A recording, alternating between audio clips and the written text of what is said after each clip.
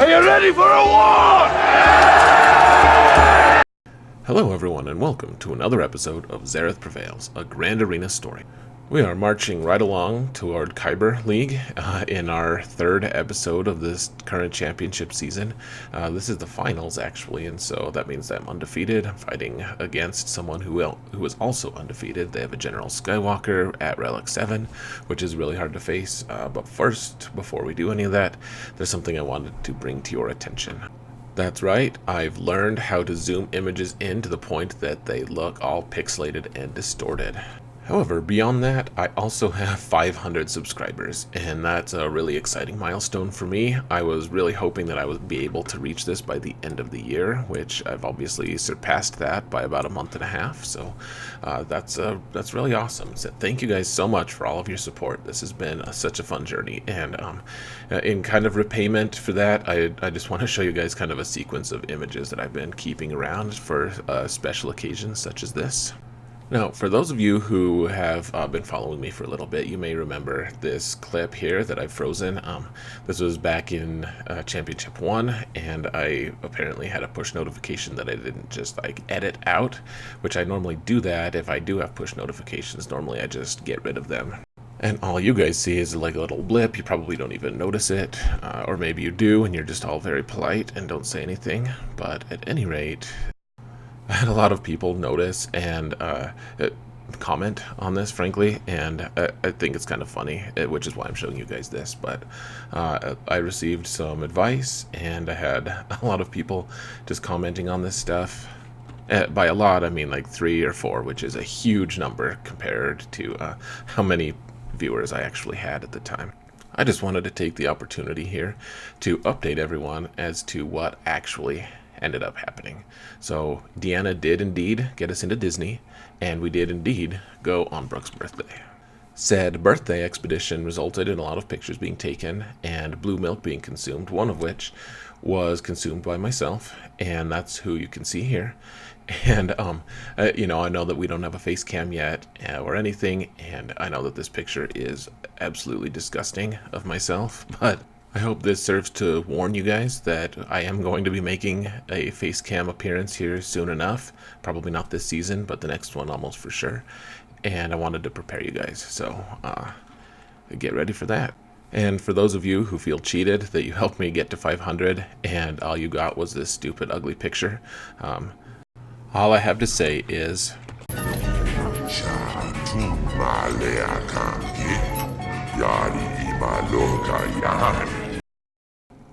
alright, enough nonsense. Let's get to the match here. So my finals opponent here is named Dino, or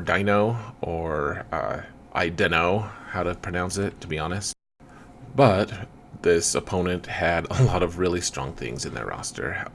You can see the very first obvious thing is they have a General Skywalker at Relic 7, which means that it's completely maxed, all the Zetas, everything, and then a really strong squad of clones to go with it.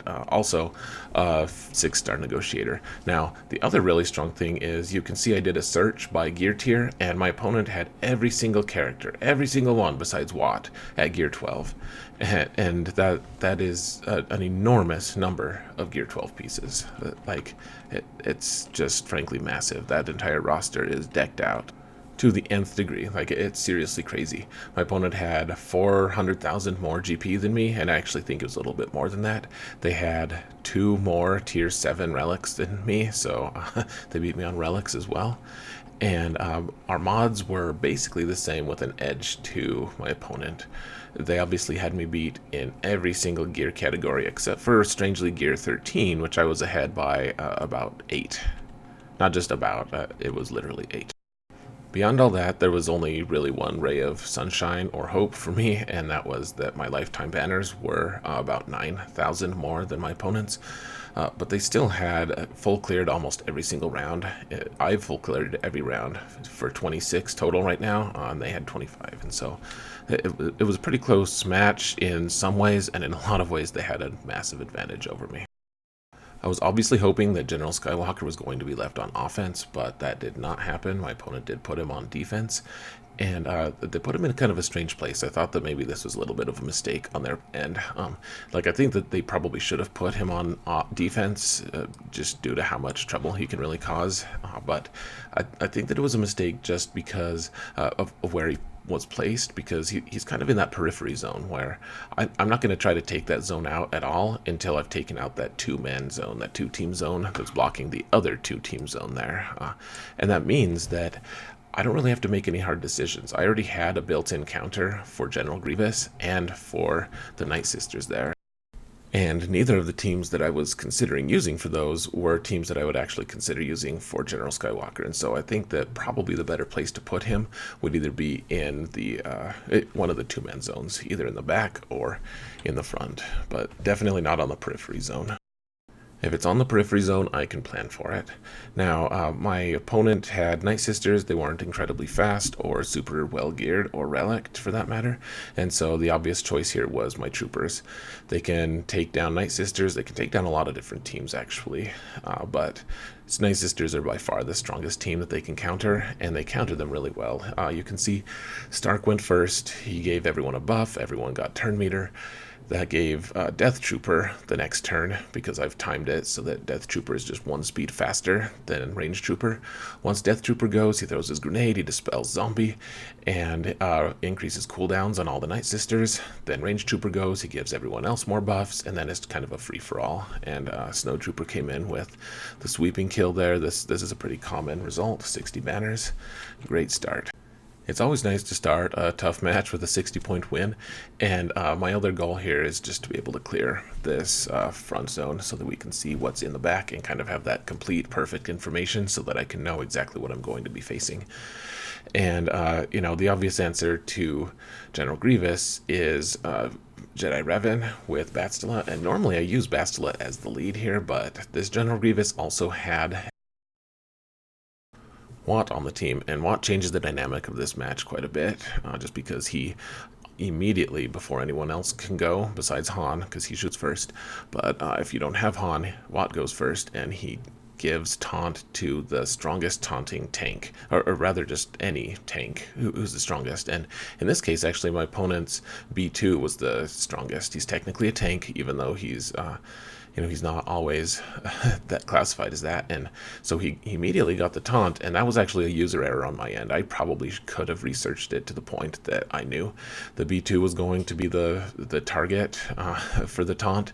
It's easy to figure that out, actually, and so that's my bad. But normally Magna Guard is there doing that, and so what you want to do with Jedi Revan, the whole goal that I have for Jedi Revan using him was to be able to use strategic advantage ability, which you only get when he's the leader.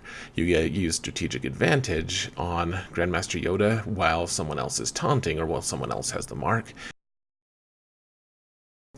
And what strategic advantage does is it calls an assist on someone, and because Jedi Revan can ignore taunt or mark, he can target whoever he wants. He can call Grandmaster Yoda in to hit whoever he wants, and in this case I was planning on having him do that with Watt. However, that didn't end up being a relevant thing. I was glad that I was able to take out B2 relatively quickly, and then I was able to target Watt before he could go again and revive B2, which is a frustrating thing that he can do. But in this case, it didn't end up happening that way. And I need to play this match more. I wish we had some kind of sandbox mode, honestly. I mean, I know that I sound pretty repetitive when I say that. I say that on my podcast all the time too. I just want to be able to test things. But as it stands, this General Grievous was not a very strong one. My opponent had a crit chance triangle on him, and I really didn't. I still don't know why you would do that. It might have just been an oversight. So if my opponent is watching this, I was happy to see that, but I don't think it's a very strong option, and I would advise against doing that in the future. So, once you have a second mark available, you want to use the first mark on B2, of course, then you target General Grievous with the second, and that was just pretty easy. pretty no-brainer. Now, if you look on the bottom here at the text, it says solo base 15. It has finally geared Wat Tambor up to gear 11. This is my attempt to shame him in front of the whole, 500 subscribers that I have for taking this long. I had Watt up to gear 11 like the night that we unlocked him, and that was like over a month ago. So, but also kudos to Solo for, finally recognizing the failure and doing something about it. So, anyways, guys, Solo's my buddy. He's my co-host on the podcast. Go check out his channel. I'm going to link it in the comments. And he's got a great YouTube channel that he's just started up. He's doing commentary on his Grand Arena matches as well. Really smart guy, really efficient attacker. You'll like him. Alright, so 59 banners, great. And the back zone does not have any teams that are extremely threatening, but now we need to start targeting that General Skywalker team because, if I don't leave the right kind of teams available for him, then it's going to really go downhill pretty quick. And really the only counters that I currently possess to be able to take him out, I could try Commander Luke, but even though they're relicked, they're not necessarily high relics, not able to really take down a relic 7 with a bunch of other relic 7s. And so I decided to take Padme first. I tried this match a few different times in Arena, and I was actually able to beat 2 out of my 3 matches in Arena, and my opponents in my Arena Shard, they're pretty strong. They have some, Relic 7, General Skywalker, they have some pretty strong clones, so I felt pretty comfortable going into this match. I thought that I'd at least be able to take out all of the clones plus Ahsoka. Now, I realized that we kind of just nonchalantly dropped into this battle here, but I just wanted to let you guys know, that this is by far the most challenging fight that I was going to face this entire match. I knew it going into this match. Relic 7 General Skywalker can do some really filthy things to a lot of different people, and I wanted to be able to one-shot it, of course, but I was kind of just planning on having to two-shot it and using my 2 best teams at that. That's the really frustrating thing about this is I have a 5-star General Skywalker, and I just can't use him right now. And that means that I have to use 2 meta teams, my 2 strongest teams, to be able to counter a General Skywalker sometimes. Sometimes I'm able to get past him one time, but this is a really strong team, and I just don't have any teams that can deal with this. And, I am actually working on this. Padme's only gear 12 in this fight, and she's gear 13, but you can see that Echo just, destroyed me right there. That just wrecked me. He throws his grenade, kills 3PO and Jedi Knight Anakin, and then of course Skywalker stands up and everything just gets one shot, everything goes to hell, and I've only killed 5s, not the desired result. I wanted to at least be able to take out all of the troopers, or at least one or more than one. Gosh, so this was a pretty rough match. I was kind of at a loss. Things are unraveling fast now, boy!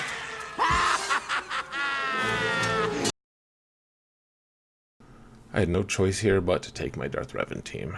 If I had been able to take down all of the clones, I would have tried my Commander Luke team here instead.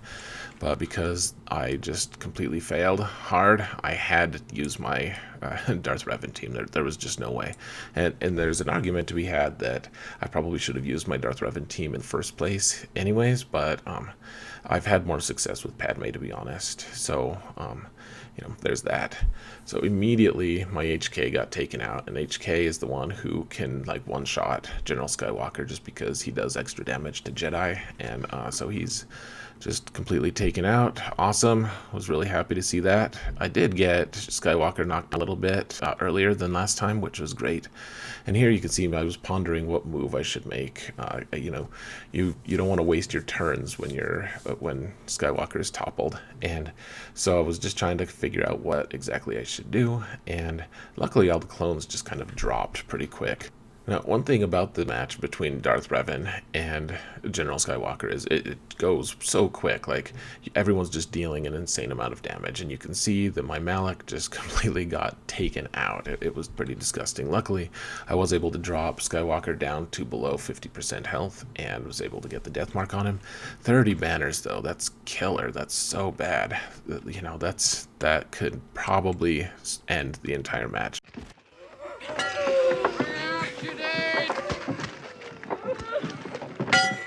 Bring out Jedi! Bring out Jedi! However, I wasn't going to just give up. You know, losing 30 banners isn't always a death knell for me. I've come out from worse, and I wanted to be able to try to beat my opponent, of course, you know, and at the very least get a lot of banners here. So I had taken 2 of my very best teams and just wasted them on one team, and that's always really rough to recover from. Now, there are 4 teams left that I needed to take out. One was the Karth Old Republic team that was relatively weak. There was a Emperor Palpatine Empire team, which was really straightforward, and none of them were super fast, except for, you know, Vader is always, he's pretty quick because he's plus 56 speed, plus whatever other characters you take in there with him. You also have a Jango Bounty Hunter team that was also pretty straightforward, you know, really fast though, like Bosk was in the 330s, I believe. And then the Newt Separatists team was, you know, that team looks so easy to kill. Like, there's nothing that's really that threatening about it, and yet you just you can melt to it pretty quick and easy.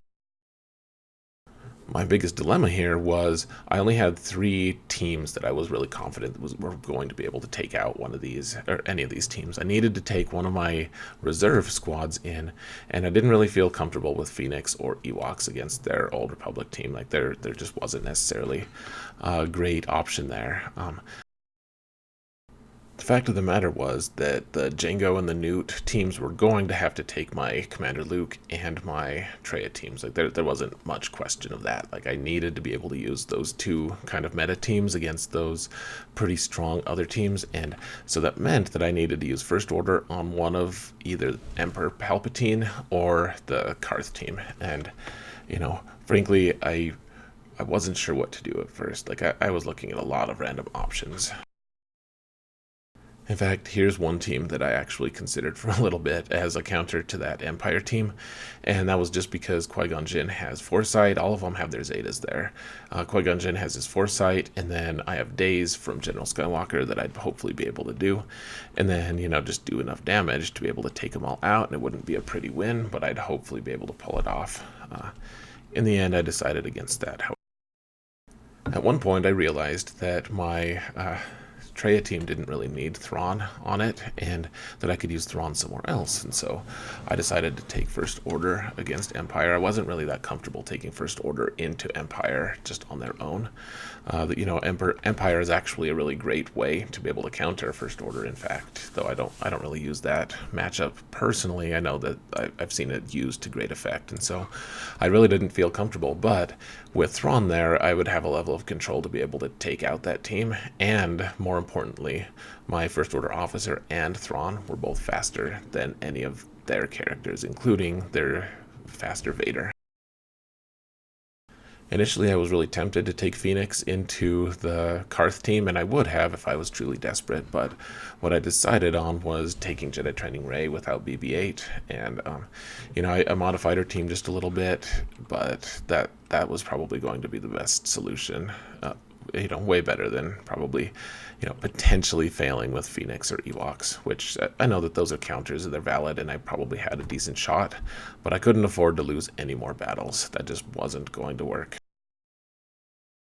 I was relatively confident in being able to take out that Newt team and the Jango team with Luke and Traya, and so I decided to try to work on this, you know, lesser zone, the zone in the back here, just because if this failed, then I would really need to look at my resources hard one more time, and so First Order here with Thrawn. I know that some people have done that in the past, and it's probably a good option. I don't know. I've never done this before in my life, though, using Thrawn instead of Stormtrooper. I really love First Order Stormtrooper a lot, but I needed to be able to have that level of control and be able to pass turn meter around. Shore is one of the problematic pieces here because he's pre-taunting. If I was able to just jump in and get a stun off on Vader right away, that would be awesome. But because of this pre-taunt, I wasn't really going to be able to do that necessarily, not guaranteed anyways. And so you see that I gave turn meter to the original Kylo. He did his AoE and fed this entire team turn meter. And I wasn't sure if that was going to give enough turn meter to the rest of the team to be able to dispel in time, or what order it would be in. And Fox ended up going first. He dispelled, and so Kylo Ren, unmasked, was able to stun Vader right away. And that stun is really important because if Vader gets to go and he does his AoE, then he immediately throws his saber, and the entire team gains a ton of turn meter, and it just goes to hell right after that. And so I was able to stun him, and I just kept him stunned. Like, I just wanted to keep him under wraps there, because his AoE is by far the most damaging out of all of the Empire ones. Once I took Emperor Palpatine out, it was a huge relief, because he's the other one that can really damage you. If he gets a good AoE off himself, then your entire team is stunned, and his team just gets to do all their AoEs and all of their debuffs and all of everything, and be able to really hurt you. Like, you might not actually take another turn. Or if you do, you probably only have like 2 characters left. So taking him out was huge. He was always the first target. And then I was just kind of going off of targets of opportunity here. I wanted to reduce turn meter, I wanted to stun, I wanted to, finish off characters as I could, but more importantly than that, I just wanted to, just control the situation. And part of that control really is trying to, stun, obviously, trying to make sure I have a ton of turn meter. And then, the whole time I was also trying to regenerate a lot of my protection and everything, trying to maintain. I'd already dropped a ton of banners, and dropping all those banners is obviously not great, but that's not really a good excuse for dropping more banners. If it's going to be a close match, if my opponent did end up failing one of their attacks, then I would hopefully be able to win in the margins here. And so I got 60 banners here. Great result, wonderful result, so wonderful that I even took a screenshot apparently to send to Solo, I'm sure. But 60 banners, I was really glad, because that was the most uncertain match out of all of them in my mind. Next up on the uncertainty list was against Karth, and I've never really countered a Karth team with Jedi Training Rey without BB-8. And it's a relatively easy match if you have BB-8, but because my BB-8 is hanging out with Grievous, this Rey team is kind of nerfed. And so after a while of thinking about it and trying to figure out what to do, I decided to try General Skywalker here. And it's kind of a strange thing. Like, I've actually never used him even one time on offense, and so this is my first time trying to use him. So lots of new things being experienced here, all because I had to use my 2 best teams on one of my opponents. So it's good to be flexible though and learn new things, I guess. I feel reluctant still, if we're being honest. So you'll notice here that as I'm attacking, I'm really looking at all the different protection, and I'm trying to keep everyone's protection above 0, because the second I do that, and the second I take their protection down, then Zalbar's going to taunt. And you can see he taunted here. I'm trying to read which one of my abilities is the AoE daze, because I didn't really know which one it was. And you guys can judge me all you want. I haven't hardly studied how to use General Skywalker, so obviously the AoE worked a little bit. It's nice to put daze on Canderous, but then Juhani immediately just dispelled everything, which is unfortunate, of course, but that's just how it works. And without BB-8, I'm not taking too many turns. However, I am getting enough turns to be able to, start making some things happen. And so you can see here, I'm just trying to figure out like what to do. Like, Jedi Training Rey having a called assist is so helpful, because she's not only able to, get an extra attack in, and that's really helpful. But then other than that, she's also able to choose what kind of attack it is, and so in a lot of ways that's even more helpful, because she can call in a stun when she needs to, she can call in a heavy damage when she needs to, she can call in a different kind of debuff when she needs to. Like, she's very flexible in that regard. So I know that I've seen videos where other people try to target Canderous first, and I think there's a measure of wisdom to that, certainly. Canderous can be a really huge pain to try to deal with. He's kind of the biggest threat on the team, even though he doesn't always look like it, but I always just try to take out the other guys. Like, Karth is super easy to take out. Mission is pretty easy to take out, and Karth resists that. Like, he's got a bigger health pool or something, and so Karth did wait for a little bit. I just tried to hit the various debuffs on him, and it ended up working out pretty well. And the match kind of, with Jedi Training Rey, you have to kind of just be reactive and see what sticks and what doesn't. Like, depending on what kind of debuffs and what kind of things are happening in the game, in the match, like, you need to kind of pick and choose who your targets are. And in this case, 58 banners, that's pretty good. Like, I'm pretty happy with that. Normally, I would be a little discouraged. I always want 60 banners against Old Republic, but as it stood, I was using an uncertain team. Like, I used General Skywalker with Rey, so I guess you can't really expect too much from that, can you? Well, I guess people can kind of just expect whatever they want, can't they? As unreasonable as people can be at times. So, using my Traya team against the Bounty Hunters, I was pretty sure I was going to win, but there's always these wild cards, like Boba's Execute can really wreck your day, if it gets a good crit. And so I decided I'd just pack the entire roster out with tanks left over. Like, I'd use the trio plus good tanks, and I had Zalbar available. And maybe I could have paid more attention to my banners. I mean, I'm always paying attention to my banners, but if you take an undersized squad here, you can absolutely do a little bit better in terms of banners if you win. Like, you have to win though. And so I decided I needed to get the win more than I needed to focus on banners. Like, I was just saying that I needed to make sure that I was doing as well as I could with my banners, just because it's in the minutia. But the fact of the matter is, winning the match comes first. Like, there wasn't any possibility. If I lost this match, there wasn't much possibility at all that I'd be able to actually pull off the win in the overall scheme of things. And so I decided to take the entire packed out team. I knew I was going to drop banners. I thought there was actually a decent possibility that Zalbar would survive, just because if I'm doing a bunch of dots, damages over time with Nihilus, then Zalbar was going to be able to heal.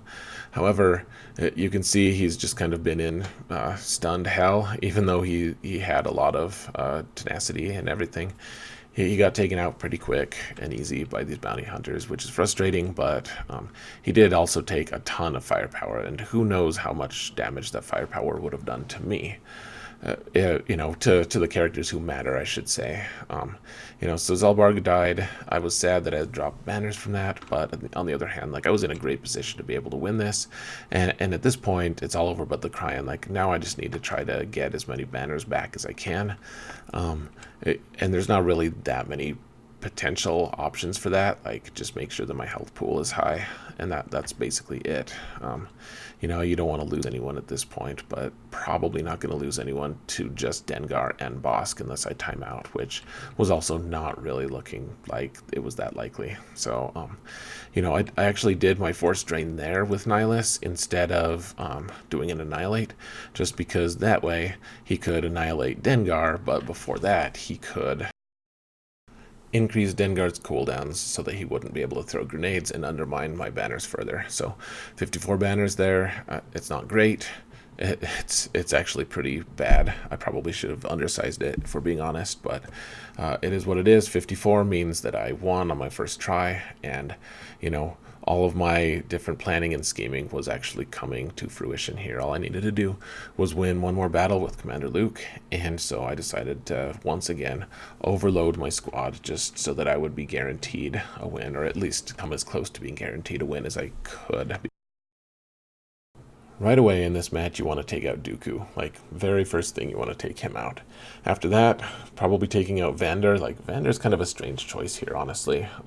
Though it's actually pretty good. Like, with L3 taunting and doing her annoying stuff.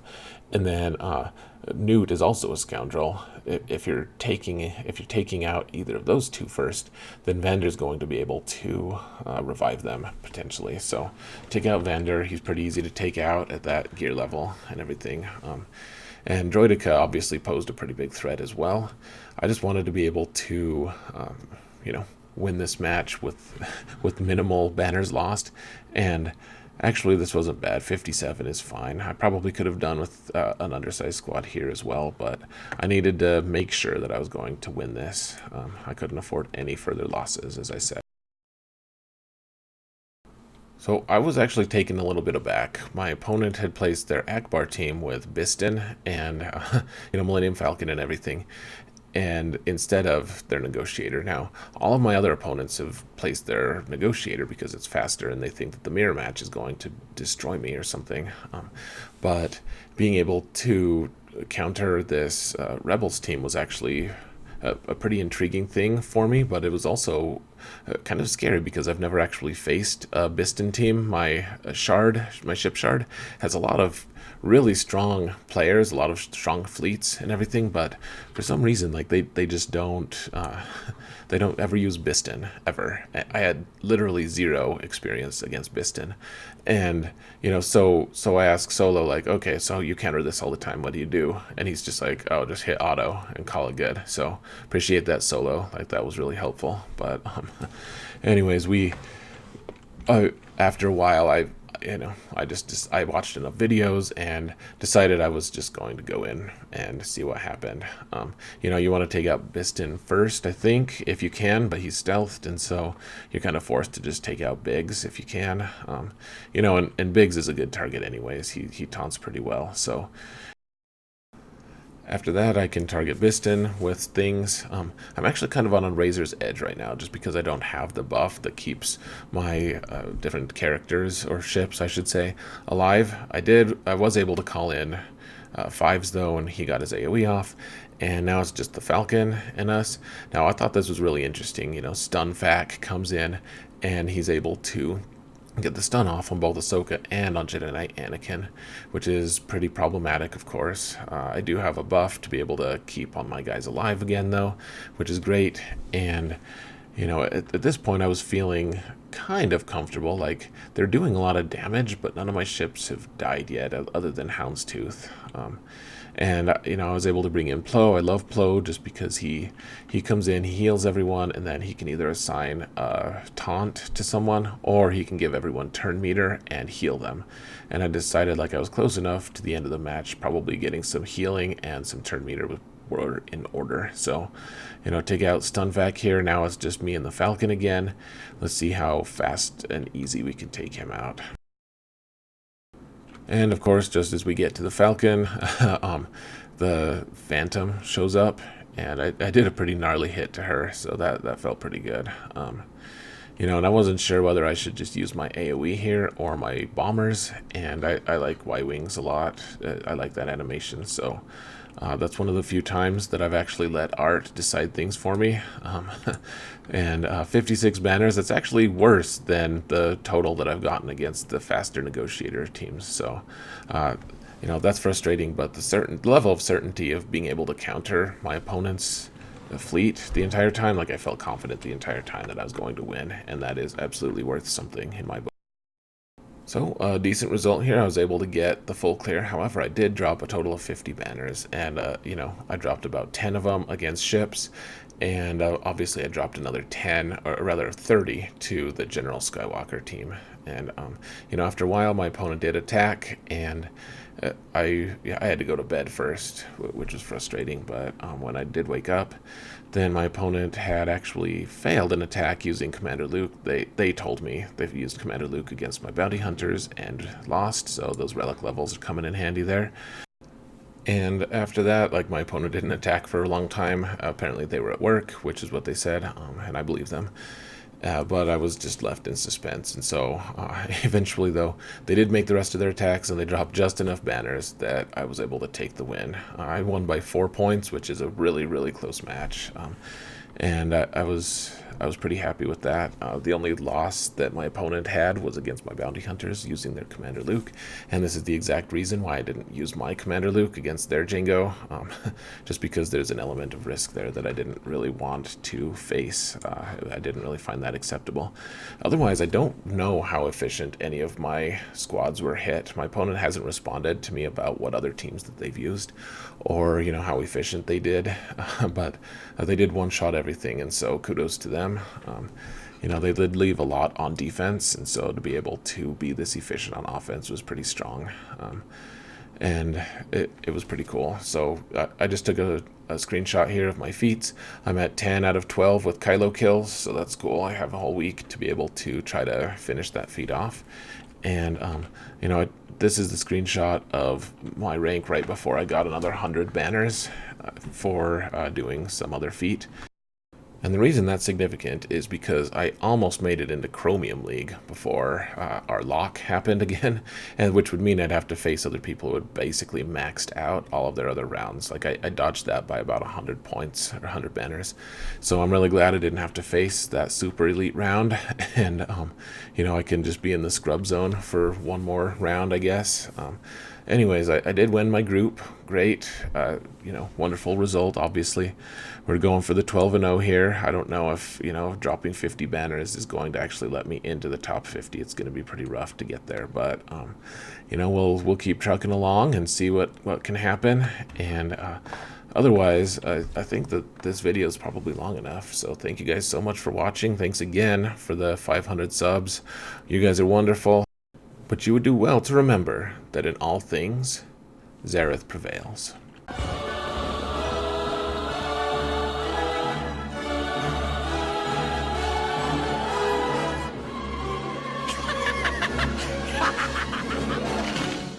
Made you look.